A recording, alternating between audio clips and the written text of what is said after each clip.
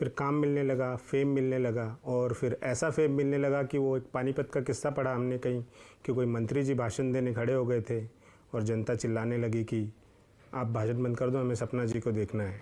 कहाँ का किस्सा था वो, क्या किस्सा था, थोड़ा रोचक तरीके से बताइए। वो वहाँ का नहीं था, वो राजस्थान का किस्सा था, राजस्थान का, पानीपत का नहीं था।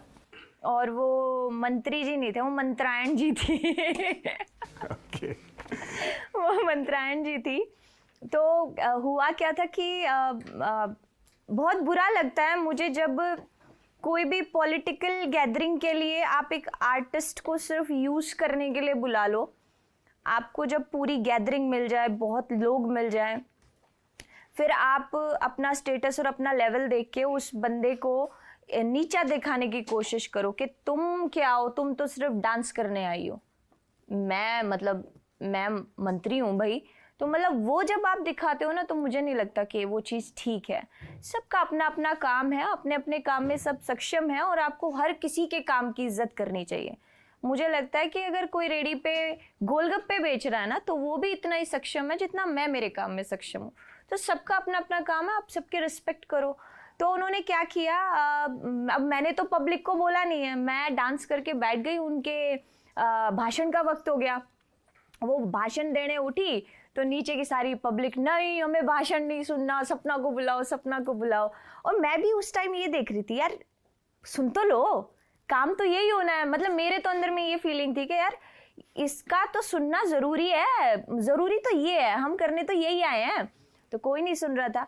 उन्होंने ये बोला माइक के अंदर के सपना सपना चिल्ला रहे हो, यहाँ मैं नहीं संभाल रहे हो तुम, ये तो ईब चली जाएगी, इसका क्या है। तो मैं कहा यार ये तो बड़ी बेकार बात है, ये कौन सी, मतलब आप कोई रिस्पेक्ट नाम की चीज़ ही नहीं है। आप मैंने कुछ नहीं किया सर, मैंने अपनी जूतियाँ पहनी, बैक स्टेज से अपनी गाड़ी में बैठी और चली गई।